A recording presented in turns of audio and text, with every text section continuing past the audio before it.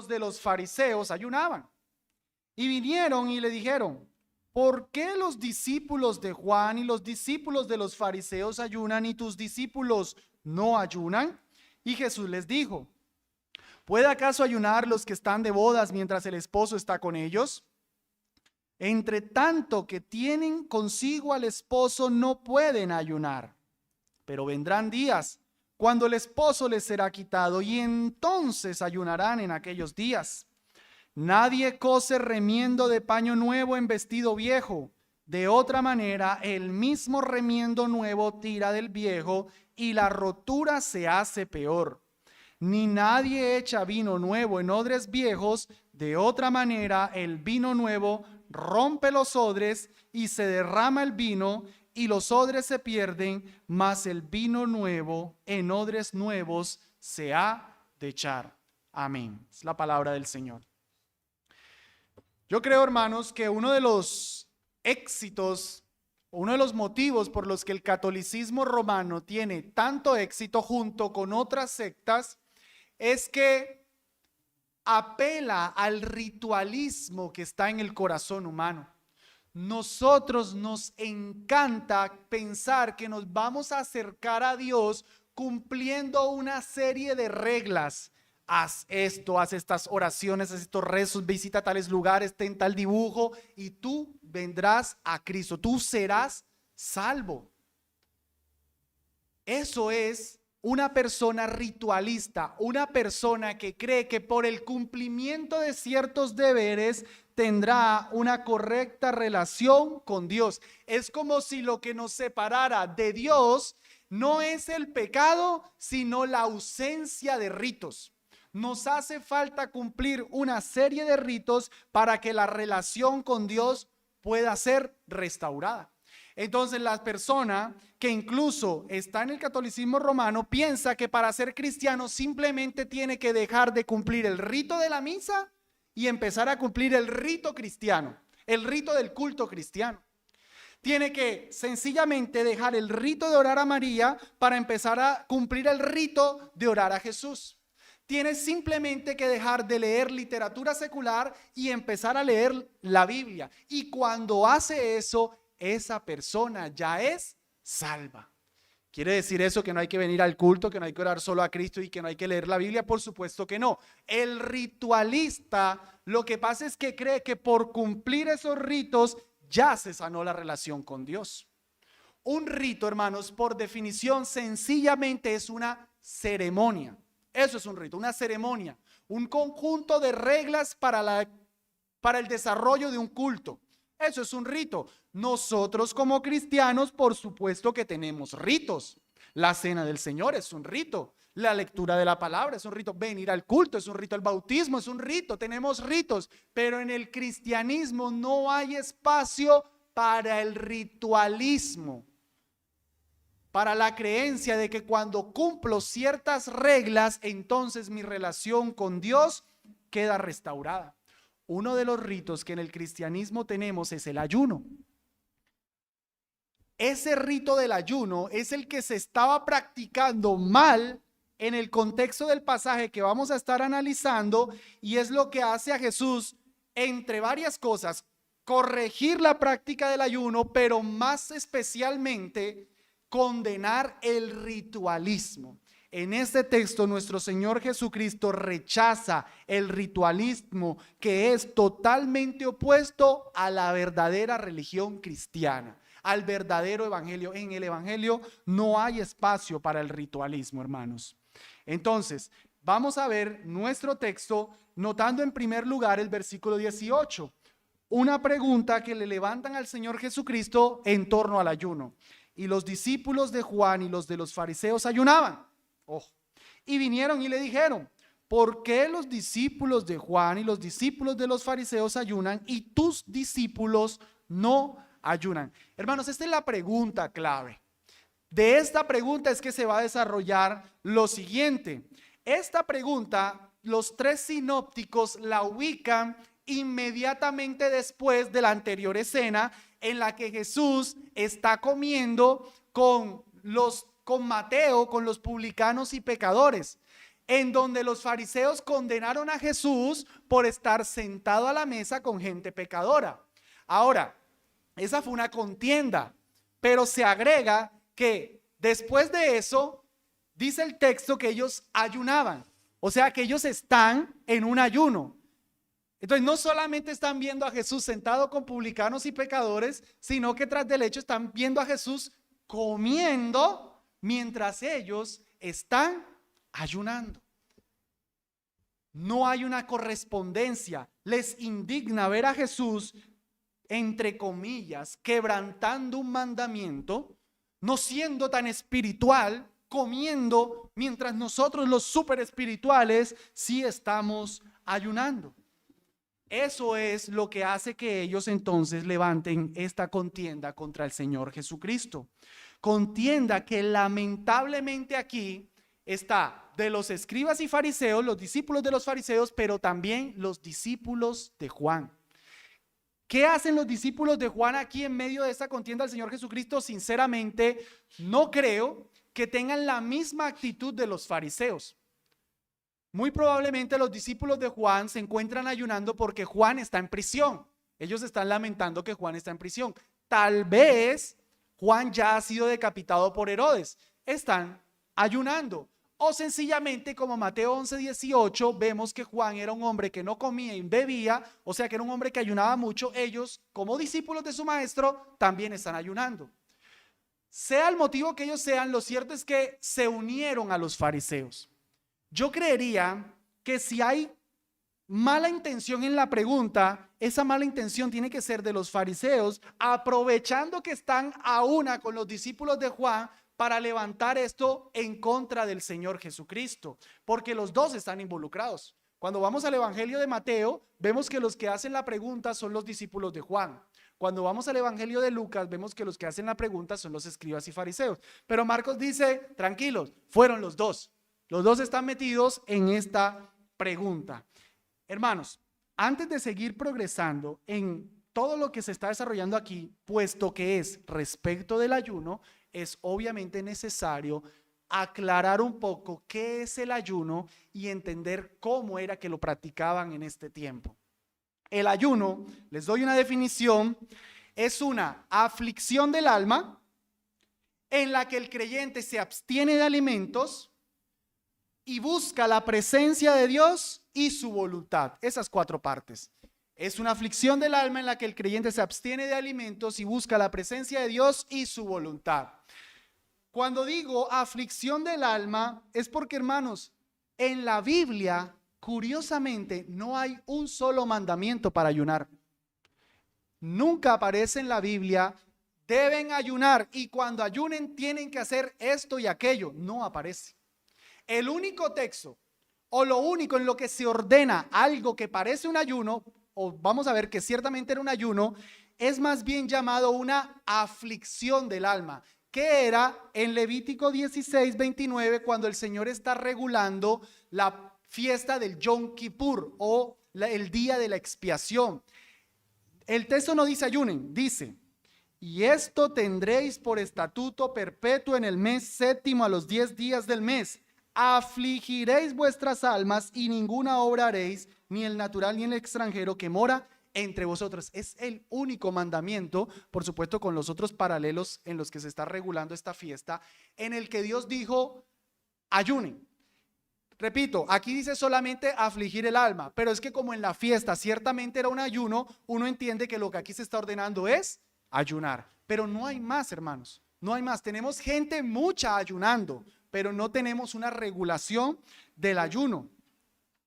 Número uno, es una aflicción del alma. Número dos, en la que el creyente se abstiene de alimentos. Tiene que haber una abstención de alimentos porque precisamente los alimentos están relacionados con las festividades. Cuando tú estás pensando en hacer un cumpleaños de tu hijo, ¿tú qué estás pensando en comprar? Comida, la torta, los snacks, porque si no tienes comida, eso no es una buena fiesta.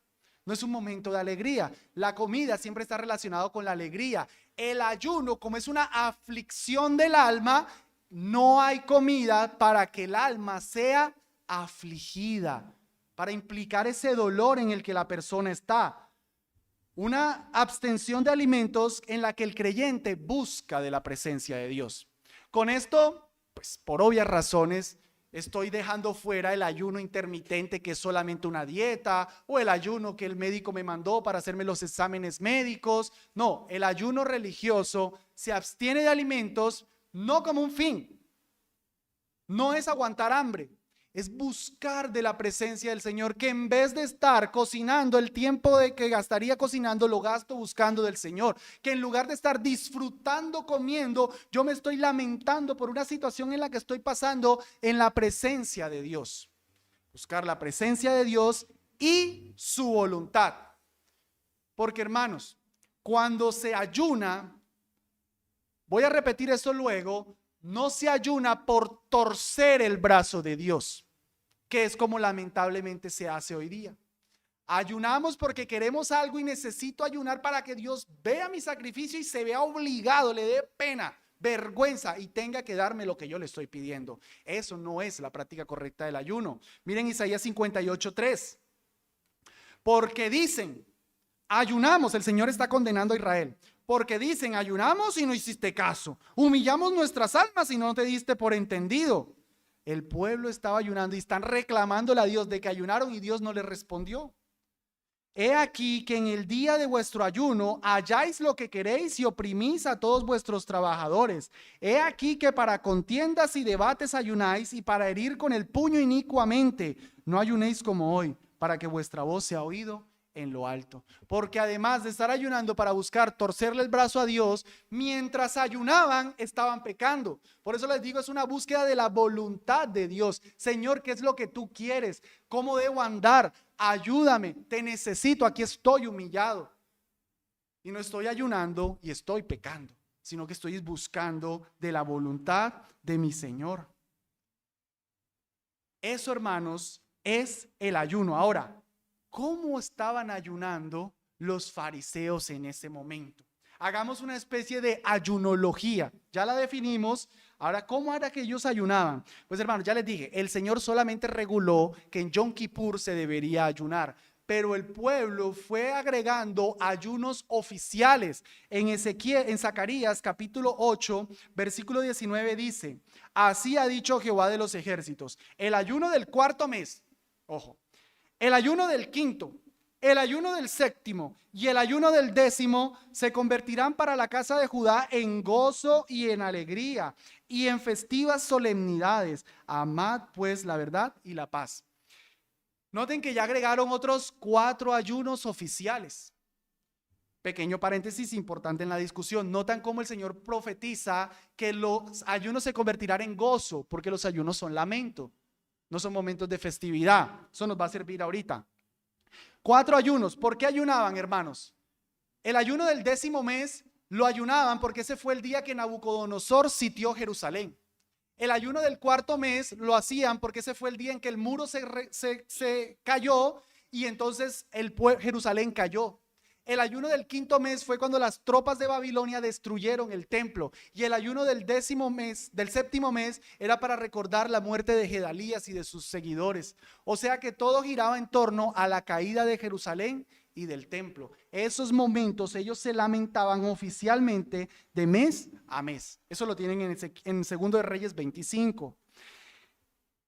Cuando llegamos al Nuevo Testamento, ya no nos encontramos con 4 ayunos oficiales más el de Yom Kippur. Ya nos encontramos con Lucas 18:12, en donde el fariseo, recuerdan aquel momento que estaba orando y decía, Señor, yo ayuno ¿cuántas veces a la semana? 2 veces. Miren la frecuencia. Los fariseos ayunaban por ley los lunes y los jueves. Rito. El Señor no lo mandó, pero lo tenían por rito. Tengan eso. ¿Y para qué ayunaban? Como ya les dije, para torcer el brazo de Dios, pero como nos los deja ver Mateo 6:16, ellos demudaban sus rostros para mostrar a las personas que ayunaban. Oh, qué duro es este ayuno, mírame. Era simplemente un despliegue de falsa espiritualidad. No tenía nada que ver con aflicción del alma, no tenía nada que ver con búsqueda de Dios, era simplemente para aparentar piedad. Eso es lo que hay en escena. Esa es, como le digo, la ayunología con la que le llegan a Jesús a preguntarle por qué tus discípulos no ayunan. Son personas que están ayunando de una manera ritualista 2 veces a la semana para torcerle el brazo a Dios y para simplemente hacer un despliegue de su supuesta espiritualidad. ¿Qué le responde el Señor Jesucristo? Volvemos a nuestro texto en Marcos 2. Y Jesús les dijo: ¿pueden acaso ayunar los que están de bodas mientras el esposo está con ellos? Entre tanto que tienen consigo al esposo, no pueden ayunar. Lo que el Señor Jesucristo les está diciendo es que el momento que Jesús con sus discípulos está viviendo hace que el ayuno sea incompatible. Jesús está describiendo esta comunión con sus discípulos como una fiesta de bodas. Ellos están de fiesta, ellos están de gozo. El ayuno, ¿qué dijimos? Es aflicción, es dolor. Es incompatible que sus discípulos se pusieran a ayunar en medio de una boda. De hecho, los mismos fariseos habían regulado que se podía ayunar en cualquier momento, menos en una boda. En el primer siglo, hermanos, no es como hoy que una persona se casa y se va de luna de miel. En el primer siglo una persona se casaba y quedaban 8 días de fiesta. Los novios eran los reyes y todo el mundo lo que quería hacer era que los novios estuvieran contentos, festejando, disfrutando. Los discípulos aquí son descritos como los que están en esa boda, porque son la esposa del esposo. Cristo está ahí con sus primeros discípulos de fiesta, es un momento de alegría. ¿Qué iba a hacer alguien por allá bien arruinado en el rinconcito? No, es que yo estoy de ayuno, es que qué gran dolor. Es incompatible. Ahora, lo que me parece tierno de esto, hermanos, es que se está describiendo la relación con Jesús en términos de fiesta, de gozo. Yo no sé cuántas personas, yo no sé por qué a las personas les parece que una relación con Jesús es una relación aburrida. Como que déjame disfrutar la vida y después entrego mi vida a Jesús. Como que venir al cristianismo es arruinarse la vida. No, Jesucristo vino a traer vida y vida en abundancia. Yo personalmente no estoy aburrido de mi vida. Yo no estoy diciendo, ese Jesús no me deja adulterar para tirarme la vida de mi esposa y mis hijas y ponerlas a sufrir. Qué Jesús más tirano. Los cristianos no estamos pensando, ese Jesús no me deja robar para ver si termino en la cárcel y paso mi vida pudriéndome por allá. O eso es vida. O ese es el gozo que no quieres tener en Jesús. Es que esas leyes de inmoralidad sexual que tienen los cristianos, yo quisiera pasar por todo el mundo para quedar embarazada, para tirarme la vida, para agarrar una enfermedad. Eso sí es vida, eso es vida. Eso no es vida. Los cristianos no estamos aburridos por venir a Jesús. Venir a Jesús es disfrutar la vida. No, pero es que el cristianismo con sus no y sus no y sus no y sus no. Bueno, entonces Dios dice, no matarás. Entonces sal a que te maten a tus familiares porque parece ser que no te gustan las leyes de Dios. Sal con tu celular, tu último iPhone, a que te lo roben y gózate porque te robaron, porque es que Dios dijo no robar. Y eso parece que te disgusta. Hermanos, Dios no quiere tirarle la vida a nadie. Dios quiere que disfrutemos la vida. Una relación con Jesús es una relación de verdadero disfrute, de un gozo, de tener a alguien que te cuida, de alguien que te ayuda, que te ama. Dime si tienes una relación actual con aquel amigo de colegio, con el que hiciste tus maldades, con el que te peleaste con tus papás. Dime si tienes una relación actual con él. No la tienes, no la tienes. Esas amistades por las que dimos toda la vida ya no están, pero Jesús siempre está. Él es el verdadero amigo. Esos amigos solamente querían tirarte la vida. Jesús, una relación con Jesús, jóvenes de manera particular, no se tiren su vida teniendo una relación alejados de Jesús. Una relación con Jesús, joven, es vida en abundancia, es verdadero disfrute. Por supuesto, vale la pena también entender que una relación con Jesús no es estar así. Los cristianos somos muy piadosos. Es que nosotros somos santos, santos, santos. Una vez en el seminario, un cristiano, un hermano, decía de un grupo, entre esos yo, que no éramos tan piadosos porque nos reíamos mucho, jugábamos, bromeábamos, como que ser espiritual es andar amargado. No, la vida con Jesús es un momento de fiesta. Incluso el mismo culto, hermanos, es un momento de gozo, pues no andamos haciendo desorden, pero no crean que estar en el culto piadosamente es estar así. Hija, no se ría, estamos en el culto. No, una relación con Jesús es una relación de gozo, de fiesta.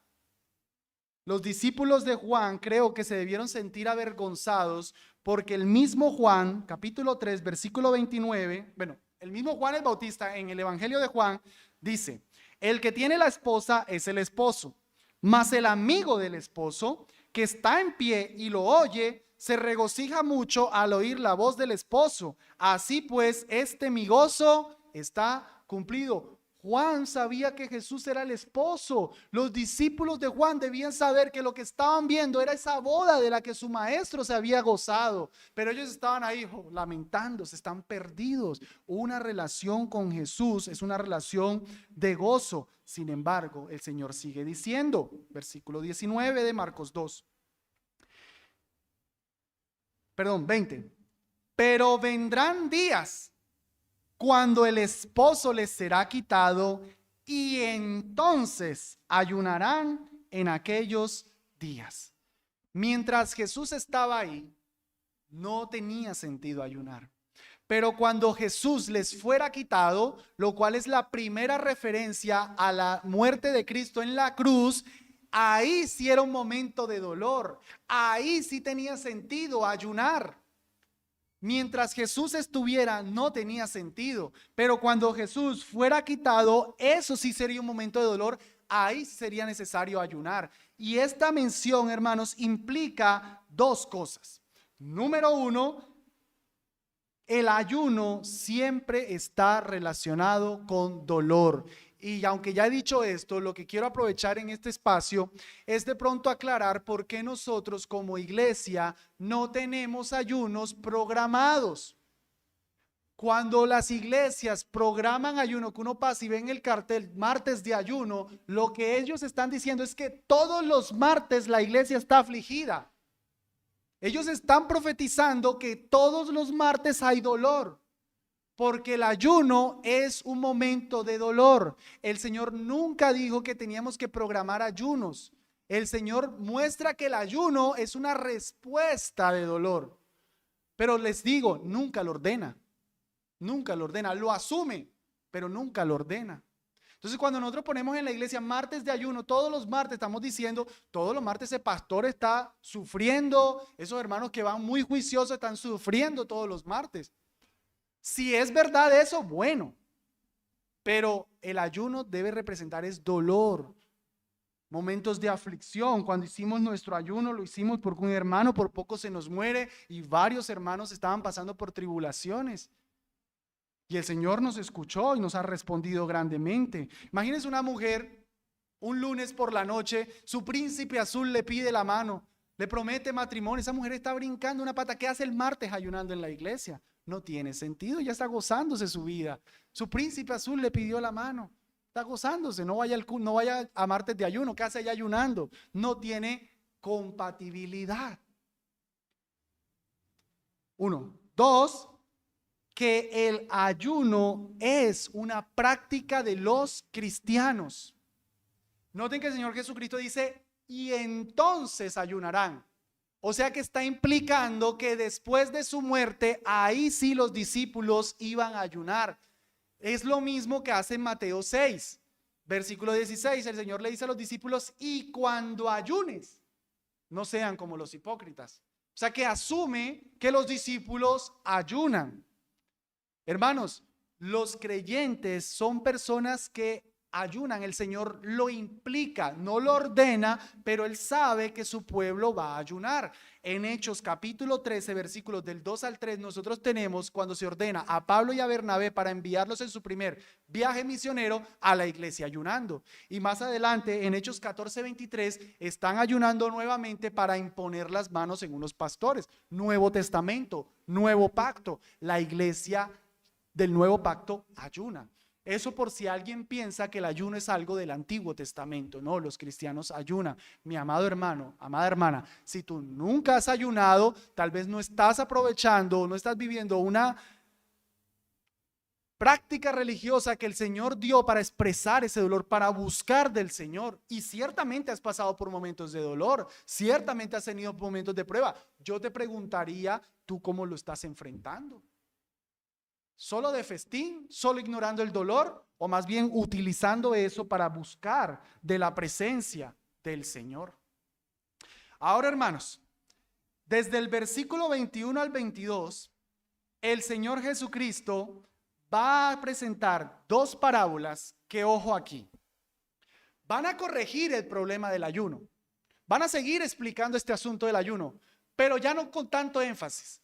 Ahora el Señor Jesucristo se va a ir al problema de los fariseos, que no era simplemente que estaban ayunando en un momento que no debían ayunar. El problema de fondo era el ritualismo del que estamos hablando. Ellos estaban ayunando no simplemente porque, bueno, están desinformados. Si ese fuera el punto, Jesús les hubiese dicho nada más, muchachos, tranquilos, este es el esposo, vengan, coman. Pero Jesús no hace eso. Jesús va a dar dos parábolas por medio de las cuales, repito, va a corregir lo del ayuno, sí, pero va a ir al fondo del asunto, a la sustancia, al ritualismo. Porque ese es realmente el problema del ritualismo. Al ritualista no le importa el fondo, al ritualista le importa la forma. ¿Cómo así? Que ya tengo que dejar de ir a misa y tengo que empezar a ir al culto cristiano y me vuelvo cristiano. Bien, voy al culto cristiano. ¿Cómo así que ya no rezo más el rosario, sino que ahora rezo el Padre Nuestro? Bueno, listo. ¿Qué más hay que hacer? No, pues deja de leer los deuterocanónicos y ahora solamente lee la Biblia protestante. Listo, ya, soy cristiano. No, que te tienes que bautizar. ¿Listo? ¿Cuándo? Ya, me bauticé. Soy cristiano. Cumplir ritos. No sabe por qué va a la iglesia, no sabe por qué ora Jesús, no sabe por qué lee la Biblia, no sabe cómo ser salvo, pero cumple los ritos para decir, soy salvo. Y si uno le pregunta, ¿por qué eres cristiano? Va a decir cosas como, es que yo voy a la iglesia, es que yo leo mi Biblia, es que yo no me emborracho, es que yo ya no fornico, es que ya yo no digo malas palabras, estoy bien. Ritos, ritos, ritos, ritos, ritos, ritos. Pero nunca entiende verdaderamente por qué es un cristiano. Su cristianismo depende del cumplimiento de una serie de ritos. Noten las palabras del Señor. Nadie cose remiendo de paño nuevo en vestido viejo. De otra manera, el mismo remiendo nuevo tira del viejo y la rotura se hace peor. Ni nadie echa vino nuevo en odres viejos. De otra manera, el vino nuevo rompe los odres y se derrama el vino y los odres se pierden. Mas el vino nuevo en odres nuevos se ha de echar. ¿Qué quiere decir el Señor con esto? Bueno, es algo muy del contexto, aunque nosotros lo alcanzamos a entender un poco. Cuando se tomaba un pedazo de tela nuevecita y se iba a solucionar un roto en un vestido viejo, listo, se cosía y se veía bonito. Pero tan pronto esa prenda se humedeciera, el pedazo de tela nuevo, el parche, se iba a recoger e iba entonces a tirar más de la tela, iba a romper, iba a hacer un hueco más grande. Entonces lo que parecía ser una solución se volvió un problema mayor. La segunda ilustración es esencialmente lo mismo, aunque agregó un poquito al final. Tenemos la imagen de un odre, por si al caso, lo que nosotros llamaríamos cantinfloras o no sé cómo le llamen. es un recipiente hecho de cuero en el que se echaba el vino. Entonces, cuando ese elemento de cuero ya había pasado el tiempo, el cuero se volvía muy rígido. Cuando le echabas vino nuevo, el vino nuevo se estaba fermentando. Al fermentarse busca expandirse. Como ya el cuero viejo estaba rígido, se rompía, se arruinaba el odre y se perdía el vino. Entonces dice el Señor, no, lo nuevo en lo nuevo. Eso es el poquito que agrega. Lo nuevo en lo nuevo, porque cuando echas vino nuevo en el odre nuevo, entonces esa tela, ese cuero todavía expande la fermentación del vino. Así que no pasa nada, conservas el odre, conservas el vino. Estas dos ilustraciones, en esencia, el Señor las está usando, ojo aquí, para mostrar el problema de mezclar lo nuevo con lo antiguo. Eso es. Sencillamente lo que el Señor quiere marcar aquí es el problema de mezclar lo nuevo con lo antiguo. Demostrar el problema de poner lo nuevo, es decir, las riquezas de la gracia del nuevo pacto que Jesús trajo, mezclarlo con los ritos del antiguo pacto que estaban cesando. Cuando tú mezclas la gracia que Cristo trajo con los ritos del viejo pacto, tú pierdes todo. No lo debes mezclar. Lo nuevo en lo nuevo, pero no lo nuevo con lo antiguo. No puedes mezclar la gracia de Dios con los ritos del antiguo pacto.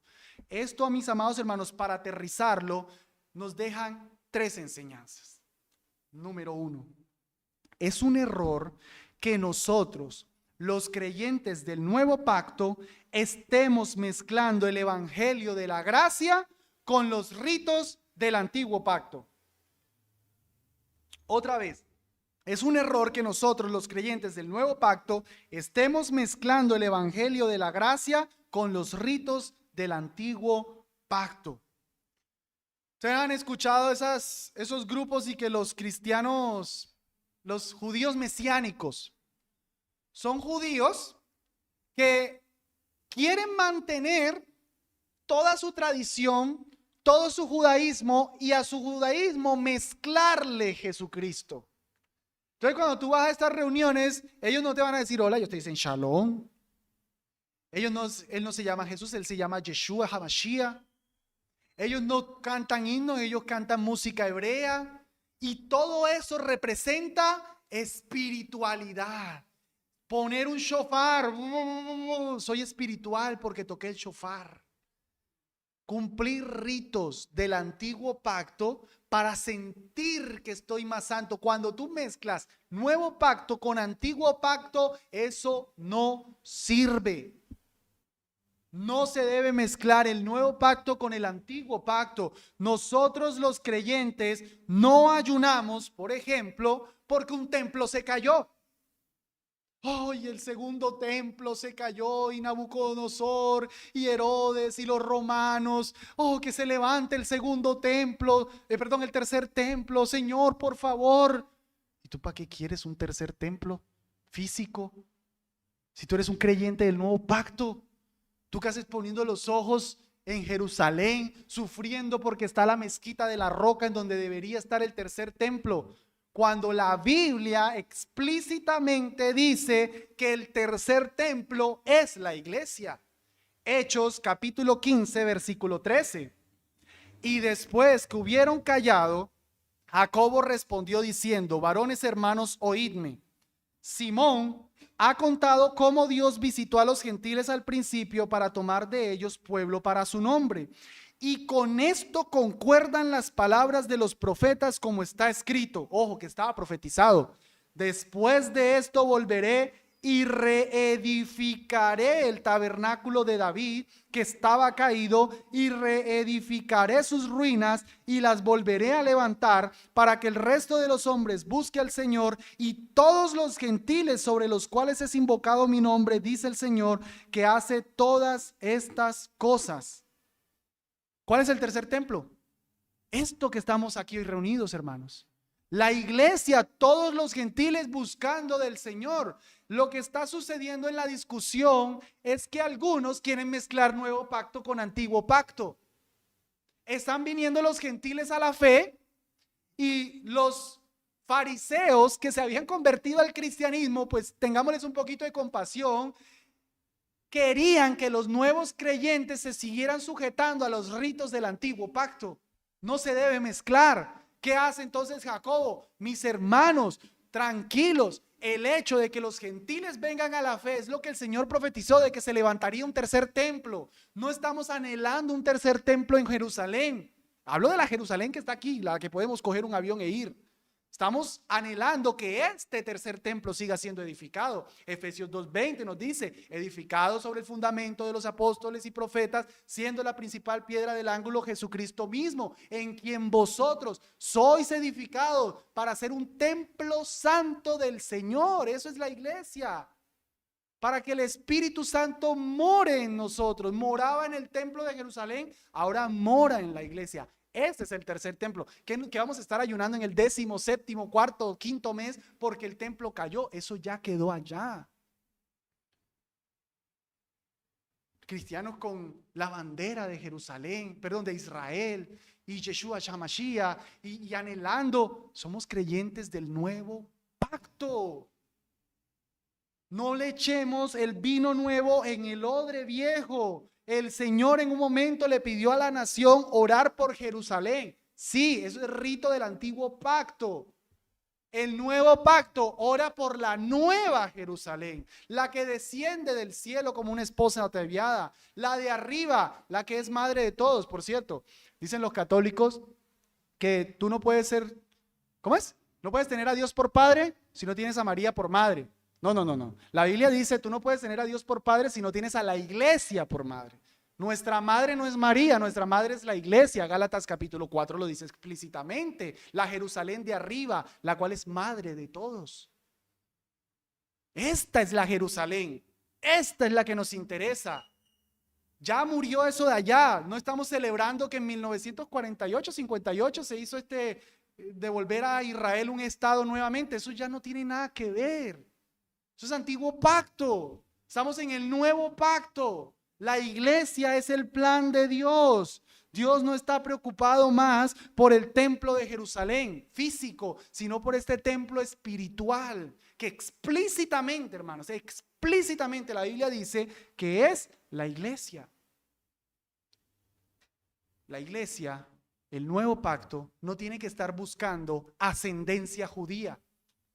Hay cristianos que se sienten más espirituales porque su papá fue el judío tal y el judío tal y venga a ver, ay mira, yo soy descendencia de Judá, soy más espiritual. Eso es ritualismo. Gálatas 3:29, y si vosotros sois de Cristo, ciertamente el linaje de Abraham sois. ¿Quieres ser hijo de Abraham? ¿Quieres ser partícipes de todo lo que se prometía? Cree en Cristo. En Cristo es en que está la verdadera espiritualidad, no en ser una descendencia literal de Abraham. Eso es rito del antiguo pacto. El nuevo pacto, por fe en Cristo somos descendencia de Abraham. Nosotros no estamos teniendo una dieta kosher. Hermano Jeffrey, pues sí, somos cristianos, pero si el Señor dijo que no se comiera cerdo, yo no voy a comer cerdo. Y me siento más espiritual. Hermanos, eso es ritualismo. Eso es mezclar nuevo pacto con antiguo pacto, porque el Señor explícitamente dijo a Pedro en Hechos 10, después de haber dicho que no iba a comer cosa inmunda, no llames inmundo a lo que yo he limpiado. Hechos 10. Está explícito, hermanos. ¿Qué hacen los creyentes mezclándose entonces con todos esos ritos del antiguo pacto? Eso es echar vino nuevo en odre viejo. Cuando tú haces eso, tú arruinas el evangelio. Una persona que anda creyendo que su espiritualidad depende de llamarse, de estar diciendo Jesús Yamashiach, de vivir en Jerusalén, de bautizarse en el Jordán, es una persona que no es salva. No es salva porque su fe no está puesta en Cristo Jesús. Su fe está puesta en un montón de ritos de los cuales Cristo derogó. Ya, no más. Aquí estoy yo, ¿qué hacen prestando la atención al antiguo pacto? Número 1. Número 2. Es un error que nosotros estemos viviendo nuestra vida cristiana de manera ritualista. Recalco, hermanos, que negar el ritualismo no es negar que los cristianos tienen ritos, pero los cristianos no viven de manera ritualista. ¿Ustedes notaron en nuestro texto que todo esto parece una contienda de discípulos? Los discípulos de Juan ayunando, los discípulos de los fariseos ayunando. ¿Por qué tus discípulos no ayunan? Parece una contienda de discípulos. Es una contienda de discípulos. Pues ¿quiénes tienen la razón? Los que hacen lo que su maestro, que conoce la verdad, que tiene el nuevo vino, hace. Solo los discípulos de Jesús estaban haciendo lo correcto porque hacían lo que su maestro hacía. Nosotros no vivimos el cristianismo haciendo lo que todo el mundo hace. Nosotros vivimos nuestro cristianismo haciendo lo que el maestro hace. No es que todo el mundo hace eso, pues parece ser que ser cristiano toca hacer aquello. No. Si todo el mundo lo hace, si todo el mundo está equivocado, no importa. Si hay mega iglesias haciendo cosas que el maestro no mandó, no importa. Nosotros hacemos lo que el maestro hace. Los fariseos, hermanos, eran la élite religiosa del momento. Y la élite religiosa del momento estaba equivocada. La verdadera espiritualidad la tenía el maestro Jesús, aunque su público no era mucho. Hacemos lo que el maestro hace. No vivas tu vida cristiana diciendo, todos hacen, para donde va gente, va la gente. Esa es la espiritualidad de algunos. No, nuestra espiritualidad está en Cristo. Hacemos lo que Cristo manda, no lo que todo el mundo hace. Amados, cuidado con vivir la vida cristiana ritualistamente. Cena del Señor. Comer pan y beber vino por comer pan y beber vino. No sabes lo que significa. No lo participas con fe. No entiendes cuál es la amenaza del Señor para ese ritualismo. Muerte, enfermedad. Noten cómo se toma el Señor el ritualismo. Para los que participan de la cena del Señor de una manera ritualista, el Señor Jesús dice, me estás mezclando vino nuevo con un odre viejo. Muerte o enfermedad. Juicio para los que mezclan el vino nuevo con el odre viejo. Venir al culto de una manera ritualista es cuando a ti no te importa lo que aquí pase. Una persona que viene al culto de verdad en el cristianismo, en el evangelio, es una persona que desde el día anterior está anhelando, se está preparando porque mañana se va a encontrar con el Señor. Está tratando de dejar todo listo porque mañana se va a encontrar con el Señor. Atiende los asuntos rápidos en la mañana o madruga más porque él no quiere llegar tarde al culto. Pero cuando tú lo haces de una manera ritualista, tú cambias misa por misa cristiana. ¿Qué es eso? Venir, me dijeron que me pusiera de pie, me pongo de pie. ¿Qué toca orar? Oro. ¿Qué toca cantar? Canto. ¿Qué toca escuchar el sermón? Lo escucho. Dijeron amén, me voy. Cumplí. Ya. ¿De qué predicaron? Ni me acuerdo. ¿Qué pecado se te confrontó? ¿Qué disfrutaste del Señor? Pero fui. Cumplí la misa. Cristianos parroquianos. Ir a un culto sin un corazón para Dios. Sin cantar de verdad con devoción al Señor, sin orar de verdad rogando al Señor, sin pensar en el sermón. Si tengo mala memoria, entonces anoto y después llego a mi casa y repaso porque mi Señor me habló hoy. Se terminó el culto, yo me quedo un rato con los hermanos edificándonos, yo no cumplí, salga rapidito, volado, que ya cumplí el rito. ¿A qué hora? Mira, ese predicador ya lleva 50 minutos y yo tengo una fiesta ahorita. ¿A qué hora se calla ese hombre? Eso es rito. Eso es rito, hermanos. Ritualismo, cumplir, venir por venir. Dejo el celular prendido porque ahorita el jefe me necesita llamar y tengo un asunto importante. Pues ni vengas. ¿Para qué cumples el rito? si no tienes tu corazón con Dios. Ve, adora a tu jefe. Aquí estamos en la presencia del Señor y el Señor quiere cuerpo y alma, no ritualistas. Ofrendar. Puedes ofrendar de una manera ritualista, sin importar lo que das, solo por dar, solo por cumplir. No le oras al Señor para que te provea más, para poder dar más a la iglesia. No, ya yo cumplí, yo ya doy. Ya, cumplí el rito. Pero no lo haces con devoción al Señor. No deseas que el Señor te dé más para dar más. No deseas que el Señor utilice lo que tú das grandemente en esa iglesia. No te importa la economía de la iglesia. Tú cumples tu rito de dar. Yo di, punto. Qué buen cristiano soy, porque di. O, peor aún, agregar ritos a los ritos que ya el Señor dejó. Vamos a Marcos 7. Ese era un problema de los fariseos. Estamos hablando del problema de los ritos que el Señor dejó. Yo sé que la palabra rito nos parece feo, pero solo quiero mantenerme en un vocabulario. O las ceremonias que el Señor nos dejó, hacerlas por cumplir, sin un corazón para Dios. Pero aquí hay otro problema y es agregar. Marcos 7 del versículo 1. Y se juntaron a él los fariseos y algunos de los escribas que habían venido de Jerusalén, el mismo grupo.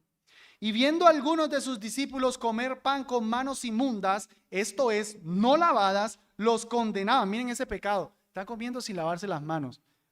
Pues hermano Jeffrey, pues que yo le digo eso a mi hija porque pues la higiene, no, eso no es por adoración a Dios, no es por higiene. Versículo 3, porque los fariseos y todos los judíos manteniendo la tradición de los ancianos, si no se lavan las manos muchas veces no comen. Y volviendo de la plaza, si no se lavan, no comen. Y hay muchas otras cosas que recibieron para guardar, como los lavamientos de las copas, de los jarros y de los vasos de metal y de los lechos. Entonces le preguntaron los fariseos y los escribas, ¿por qué, otra vez, tus discípulos no andan conforme a la tradición de los ancianos, sino que comen pan sin lavarse las manos? Y respondiendo él les dijo, no, tranquilo muchachos, dejen ese rito y pueden comer con las manos. El rito. No, Jesús no corrige el rito, Jesús corrige el corazón, el fondo. Hipócritas, les dice el Señor Jesús, bien profetizó de vosotros Isaías como está escrito, este pueblo con los labios me honra, pero su corazón está lejos de mí y en vano me honran, en vano me honran. Subraya eso, en vano me honran. Sí, ellos están honrando, pero en vanamente, no sirve para nada. Enseñando como doctrinas mandamientos de hombres. Es que son piadosos las mujeres que usan falda. Cuando tú usas falda, tú le agradas al Señor. Eso es un rito que Dios no mandó. Y si tu espiritualidad depende de un rito que no mandó, vanamente honras al Señor. No, es que los verdaderos cristianos son los que no escuchan la IBI. Esos sí son santos. No, eso no fue algo que el Señor mandó. No enseñes como doctrinas mandamientos de hombres. No prohíbas lo que el Señor no prohibió. Cuando tú haces eso, tú eres un ritualista. ¿Te parece que los ritos del Señor no son suficientes? Tu espiritualidad, la espiritualidad de Jesús se quedó corta. Hizo falta otro rito, mandamiento de hombre. Eso es mezclar lo nuevo con lo antiguo, aunque en este caso súper nuevo. Sacaste una novedad que ni a Jesús se le ocurrió.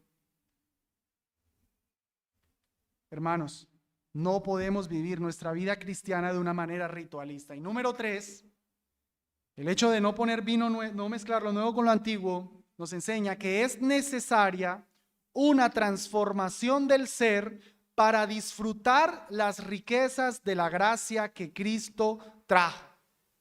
No pretendas volverte cristiano como una cosa de que vienes con tu vida, como la traes, con tus ritos, con tu tradición, con lo que sea, y simplemente agregas a Cristo a tu vida.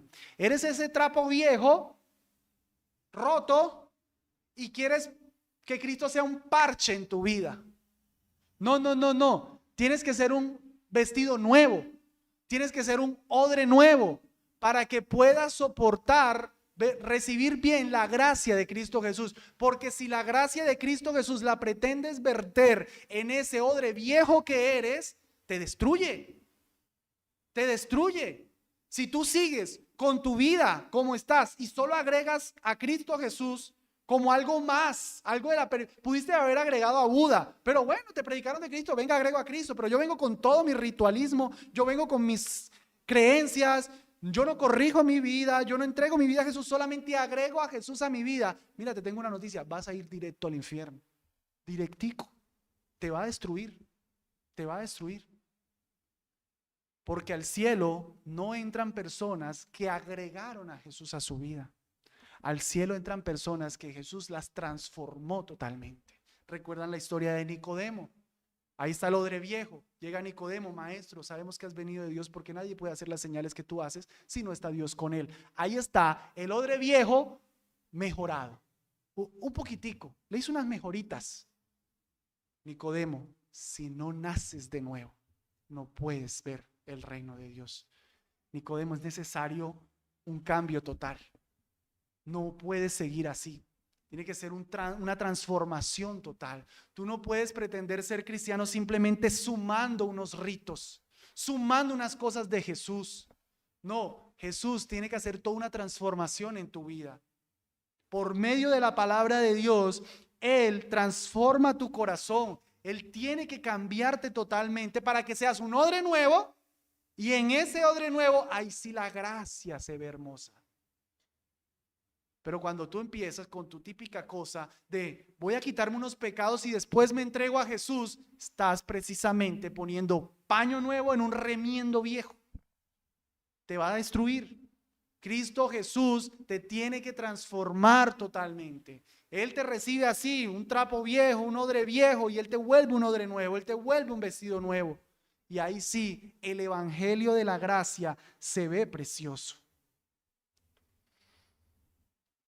Quiero terminar el mensaje pensando en que una relación con Jesús es una relación de fiesta. Vamos a Apocalipsis 21. ¿Cuánto quisiera que todos aquellos hoy que no tienen una relación con Cristo Jesús dejen de ser un trapo viejo, dejen de ser un odre viejo, que Cristo Jesús los salve, que su Espíritu Santo los transforme y ustedes puedan disfrutar de esta boda que tenemos en Apocalipsis 21? Porque lo que ahí vivieron los apóstoles, los discípulos, se acabó cuando Cristo se fue. Y actualmente estamos como una esposa esperando que el marido venga, esperando esto que aquí está. Apocalipsis 21. Y vi un cielo nuevo y una tierra nueva, porque el primer cielo y la primera tierra pasaron y el mar no existía más. Y yo, Juan, vi la santa ciudad, la nueva Jerusalén que descendía del cielo de Dios, dispuesta como una esposa ataviada para su marido. Y una voz del cielo que decía: he aquí el tabernáculo de Dios con los hombres, y Él morará con ellos, y ellos serán su pueblo, y Dios mismo estará con ellos como su Dios. Y enjugará Dios toda lágrima de los ojos de ellos, y no habrá más muerte, ni habrá más llanto, ni clamor, ni dolor, porque las primeras cosas pasaron. Y el que estaba sentado en el trono, Jesucristo mismo, dice: he aquí yo hago nuevas todas las cosas. Todos esos odres viejos y trapos viejos. Y me dijo: escribe, porque estas palabras son verdaderas y fieles. Y me dijo: hecho está, yo soy el alfa y la omega, principio y fin. Al que tiene sed, hoy yo le daré gratuitamente de la fuente del agua de la vida. El que venza heredará todas las cosas, y yo seré su Dios, y él será mi hijo. Eso es lo que quiero que disfrutes, no lo que sigue.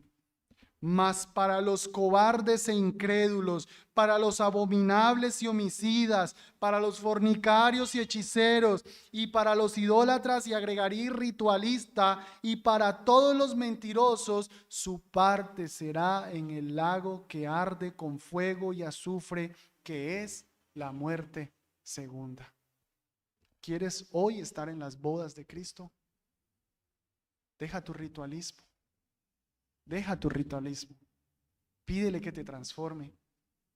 Pídele que Él sea tu verdadera espiritualidad. Pídele a Él. No cumplas más ritos. Tú necesitas de Cristo. No te hacen falta ritos, te hace falta Cristo. Y estarás en estas bodas. Señor, gracias por habernos hablado hoy y haber sido duro contra ese ritualista que todos tenemos en el corazón. Todos, Señor, sin excepción.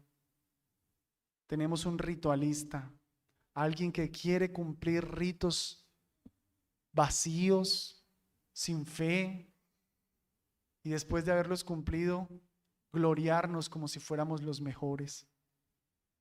Señor, por favor, perdona ese ritualista que tenemos en el corazón. Líbranos de ese ritualista y ayúdanos a vivir una espiritualidad verdadera en Cristo Jesús, de fiestas, de bodas, como las que anhelamos que vuelvan pronto. Lo pedimos, Dios, por favor, escúchanos. Amén.